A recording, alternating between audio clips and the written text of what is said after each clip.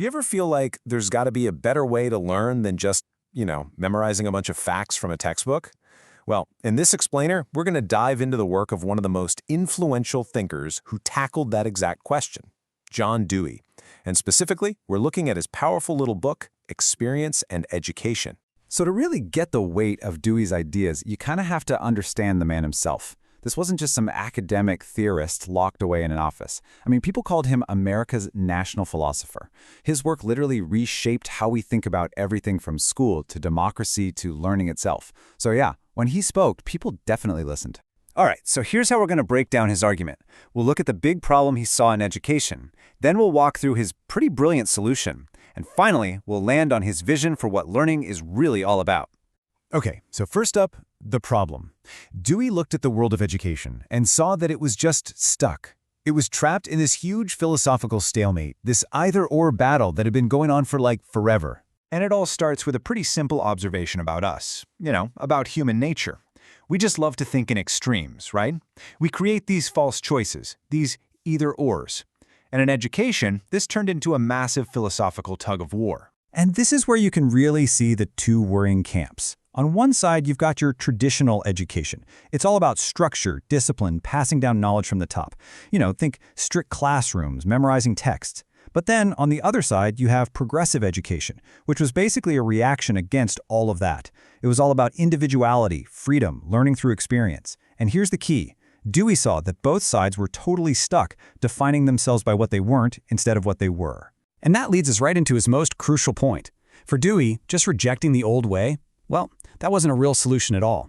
In fact, it just created a whole new set of problems. Here's the big insight, and it's a powerful one. Dewey realized that when a new movement is only defined by what it's against, it's still being controlled by the very thing it's rejecting, right? It's just a reaction, not a positive, constructive philosophy of its own. And he saw this as a massive danger. And this is where he introduces this absolutely brilliant concept, the miseducative experience. He basically said, look, not all experiences are created equal. Just because you're learning by doing doesn't mean you're actually learning anything useful. Some experiences are miseducative. They can bore you, make you careless, or even shut you down from wanting to learn more in the future. The bottom line? An experience is only truly educative if it leads to more growth. So, that leaves us with the big question, right? The question at the very heart of his book. If the traditional way is flawed, and the so-called progressive way is just a trap, well, where the heck do we go from here? Dewey's answer was that we had to stop fighting and actually build a real, positive philosophy of experience from the ground up. And that is exactly what he does. He builds his entire philosophy on two core principles that really get to the heart of how a genuinely educative experience, well, how it actually works. Okay, so the first principle is continuity. And you can think of it like a chain, really. Every single experience you have is linked to your past and it shapes your future. So it's not just about what you learn today. The real question is, how does today's learning prepare you, or maybe fail to prepare you, for what's coming next? Is your growth a continuous line, or is it just getting cut off? All right, principle number 2 is interaction. And this one is so important. An experience isn't just something that happens inside your own head. No way. It's a two-way street. It's a transaction between you, with all your interests and your history, and the world around you. And that world includes your teacher, your classmates, the books you're reading, everything. And I love this way of thinking about how they work together. Dewey said continuity is longitudinal. That's your journey through time, past to future. And interaction is lateral. That's your connection to the world right now. A really educative experience has to have both. It has to connect to where you've been and where you're going, while also plugging you directly into your present situation. Okay, so that's the theory. But what does this actually look like in the real world? Well, this is where it gets really interesting, because once you start applying these two principles, those old battleground ideas like freedom and control start to look completely different. His take on control is just genius. He uses this great analogy of a game. Think about it. When you're playing a game, the rules are a form of control, right? But you don't feel like you're being bossed around. Why? Because the rules are what make the game possible. That's what Dewey argued control should be like. It shouldn't come from a teacher acting like a dictator. It should come from the situation itself, from everyone working together on something meaningful.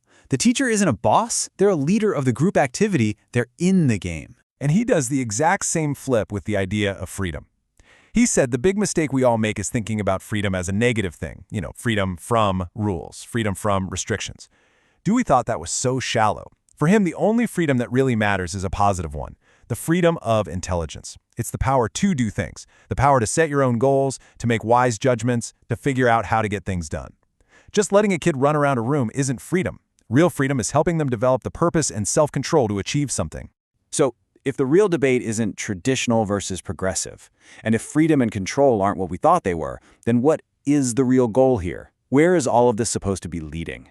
And this is where we get to Dewey's ultimate point. He wanted to lift the entire conversation up. He was just so tired of the labels, the isms, the fighting. He wanted us to stop arguing about progressivism versus traditionalism and start asking a much deeper, more fundamental question. What is worthy of being called education in the first place? And you can hear it right here, in his own words. This is a powerful plea to just get back to basics. Forget the slogans, forget the teams. Let's focus on the reality of learning. The real goal is to figure out what conditions create genuine growth, period. So this really lays out the whole process perfectly. You see, it's not just random activity. Step 1, you start with the learner's actual life, their own experience. Step 2, the educator intelligently helps select and guide new experiences that will actually lead to growth. Step 3, you help the learner progressively organize the knowledge they're gaining from those experiences.